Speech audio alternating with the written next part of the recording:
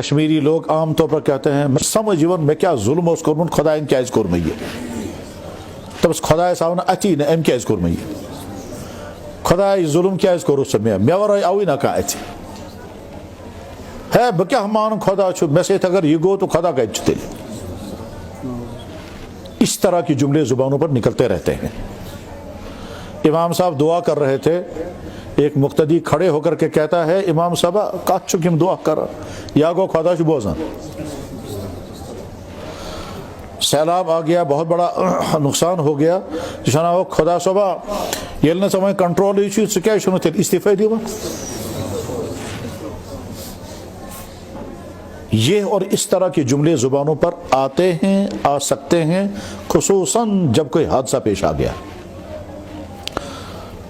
تو جواب یہ ہے کہ پریشانیاں, مصیبتیں, حادثے دنیا میں ہر انسان کے ساتھ آ سکتے ہیں.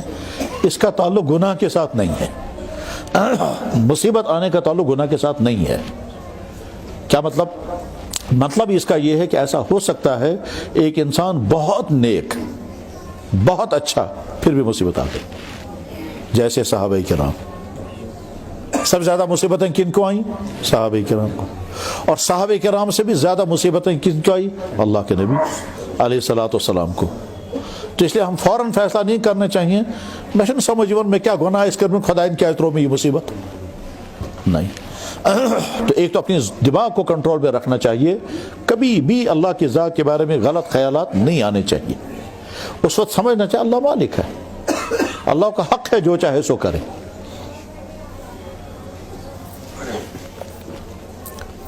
آپ اپنے پارک میں قسم قسم کے پھول لگاتے ہیں, ٹھیک ہے, ان پھولوں کے ساتھ بہت اچھے اچھے قسم کے پلانٹس لگاتے ہیں, اور آپ کبھی ڈیسائیڈ کرتے ہیں یہ پلانٹ ہم کاٹ دیں گے, اس کی کٹائی کریں گے, ایور گرین کو ایسے بنائیں گے. اگر وہ ایور گرین کرے گا میں کیا ظلم کر سکے, میں کٹائی کرا تب کہ میں مالک ہوں, آپ کون ہیں؟ آپ کے گھر میں مرغے ہیں, آپ جس مرغے کو چاہے جس دن چاہیں ذبح کریں, کیوں کر رہے ہیں کہ ہم مالک ہیں. آپ کے گھر میں گائے ہے, وہ گائے بہت آرام کے ساتھ رہ رہی ہے, آپ نے ڈیسائیڈ کیا یہ کرو قربان, یہ گائے کہہ سکتے ہیں یار بکیز مارک سے, تو ہم مالک ہیں. تو جیسے ہم اپنی چیزوں کے مالک ہیں اور جو چاہے ہم فیصلے کر سکتے ہیں اور کسی کو اعتراض کرنے کا حق نہیں ہے, اللہ بھی تو ہمارا مالک ہے. ایک نمبر 2, اللہ کبھی ظلم نہیں کرتے. ان اللہ لا یظلم الناس شیئا, اللہ کسی انسان پر ظلم نہیں کرتے. لیکن جب کسی انسان پر مصیبت آتی ہے تو اس مصیبت میں 2 مقصد ہوتے ہیں. ایک مقصد ہوتا ہے میں بندے کا امتحان کروں گا, آج تک یہ آرام کے ساتھ رہ رہا تھا اور میون خدا بڑ رحیم کوتا مہربانی کرتم, اب میں تھوڑی مصیبت ڈال کے دیکھوں گا پتہ کیا بنی. تو کبھی امتحان ڈالتے ہیں اللہ.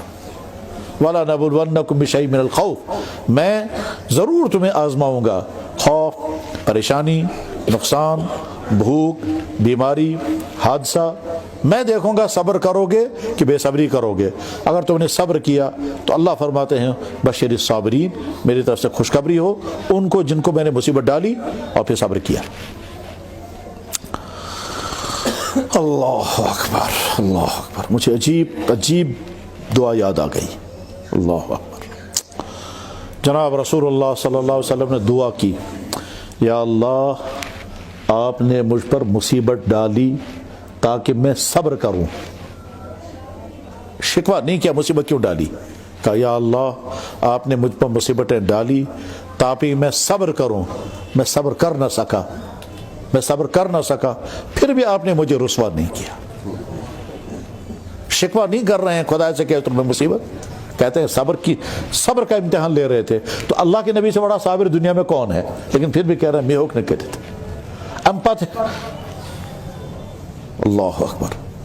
اس دعا میں اللہ کے نبی نے فرمایا یا اللہ آپ نے مجھے نعمتیں عطا کی تاکہ میں شکر کروں, میں شکر کر نہ سکا, پھر بھی آپ نے مجھ سے نعمتیں نہیں چھینی. یا اللہ آپ نے مجھے نعمتیں عطا کی تاکہ میں کھاؤں اور میرے بدن میں طاقت آئے اور میں آپ کی اطاعت کروں. میرے بدن میں طاقت آئی مگر میں آپ کی اطاعت کر نہ سکا, پھر بھی آپ نے مجھے ذلیل نہیں کیا. یہ اللہ کے نبی نے دعا کی ہے, الحزب العظم میں موجود ہے.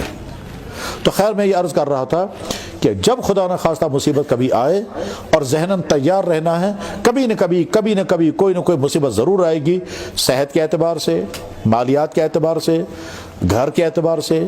ہو سکتا ہے آپ کو پریشانیاں آئیں والدین کی طرف سے، بیوی بچوں کی طرف سے، پڑوسیوں کی طرف سے، رشتہ داروں کی طرف سے، دفتر کے ملازموں کی طرف سے، افسر کی طرف سے، کسی اور کی طرف سے مصیبتیں آ سکتی ہیں۔ اس وقت مصیبت کا مقابلہ کرتے کرتے دماغ یا زبان سے اللہ کے متعلق غلط کمنٹس بات مت کرنا۔ ایک صحابی کا نام ہے خباب ابن ارت رضی اللہ تعالیٰ عنہ، ان کو پیٹ میں تکلیف تھی۔ یہ پیٹ کی تکلیف کیا تھی واللہ عالم، لیکن تھی، اور ساری زندگی یہ تکلیف رہی۔ بار بار اللہ کے نبی علیہ السلام کی خدمت میں آ کر کہتے تھے یا رسول اللہ مجھے اجازت دے میں خودکشی کر لوں، بار بار مجھے اجازت دے میں خودکشی کروں گا، اب نہیں برداشت ہوتی ہے تکلیف۔ بخاری میں بھی حدیث ہے، ترمذی بھی حدیث، یہ تمام کتابوں میں ہے کہ خباب ابن ارت نے حضور سے درخواست کی یا رسول اللہ مجھے اجازت دے، میں تکلیف بہت زیادہ ہے، میں برداشت نہیں کر سکتا، میں خودکشی کروں گا۔ اللہ کے نبی علیہ السلام نے سختی سے منع کیا، ہرگز نہیں، ہرگز نہیں، ہرگز نہیں۔ ٹھیک، اس کو چونکہ بہت تکلیف تھی، صحابہ نے تصور کرے تو کوتا تکلیف ایسے سخت تکلیف تھی۔ اس تکلیف میں ان کو کسی نے بتایا کہ آپ کا علاج یہ ہے کہ آپ لوہا گرم کر کے پیٹ میں لگاؤ۔ تو شستر لوہا راڑیں گرم کر کر کے پیٹ میں لگائی اور سارا پیٹ جلا دیا، مگر تکلیف دور نہیں ہوئی۔ جب جناب رسول اللہ صلی اللہ علیہ وسلم کا معلوم ہوا کہ انہوں نے اس طرح سے علاج کیا ہے، اس زمانے میں ایک علاج یہ بھی ہوتا تھا، یہ اس زمانے کی تھراپی تھی، آج کے تھراپی ہے، اس زمانے کی تھراپی تھی شستر گرم کرت لاگون، اور جیسے آج بھی جانوروں کو لگاتے ہیں، چنا لگا جانور، تو اس کی وجہ سے جانور کی طبیعت میں تبدیلی آ جاتی ہے، دام چھنا کنٹرولس میں جیون، تو جیسے جانوروں کو داغتے ہیں، داغنا، اس کو کہتے ہیں علاج بالکئی، حدیث میں اس کو کہتے ہیں علاج بالکئی۔ تو اللہ کے نبی علیہ السلام نے اس کے بعد منع کر دیا، آج کے بعد علاج بالکئی کوئی نہیں کرے گا۔ جب دیکھا ہو تو ساری زندگی حضرت خباب بن ارت اسی پیٹ کی تکلیف میں برداشت کرتے رہے، جھیلتے رہے، تڑپتے رہے۔ حضور کا زمانہ بھی گزر گیا، ابو بکر صدیق کا زمانہ بھی گزر گیا، فاروق اعظم کے زمانے میں بھی تھے، اور اسی تکلیف میں رہے، لیکن کبھی زبان پر اللہ کے متعلق شکوہ نہیں آیا کہ یا اللہ بیش چون نبی صبن صحابی میں کیا یہ تکلیف میں کیا گانا، نہیں۔ تو بہرحال اگر زندگی میں کبھی تکلیف آئے، مصیبت آئے، صحت کے اعتبار سے، مالی اعتبار سے، دفتری اعتبار سے، دکان کے اعتبار سے، گھر کے اعتبار سے، تو مصیبتوں کا مقابلہ کرتے کرتے نہ دماغ میں اللہ کے بارے میں غلط خیالات آنے چاہیے اور نہ زبان پر غلط کمنٹس نکلنے چاہیے۔ بس اس کو میں آیت پر ختم کرتا ہوں۔ جب انسان کوئی اللہ کے بارے میں غلط کمنٹس پاس کرتا ہے تو جواب آتا ہے وما قدر اللہ حق قدرہ، تو ایشون اصلی خدا سے قدر زئی مسیح، تم جانتے ہی نہیں اللہ کی حقیقت، تب تم یہ پاس کر رہے ہو۔ اور جب کوئی انسان کہے گا مصیبت، تو فوراً سوچنا چاہیے میری مصیبت بہت کم ہے، میرے نبی پر تو بہت مصیبتیں آئی، ان مصیبتوں کے مقابلے ہماری مصیبتیں کچھ بھی نہیں۔ بس یہ بات ختم ہو گئی۔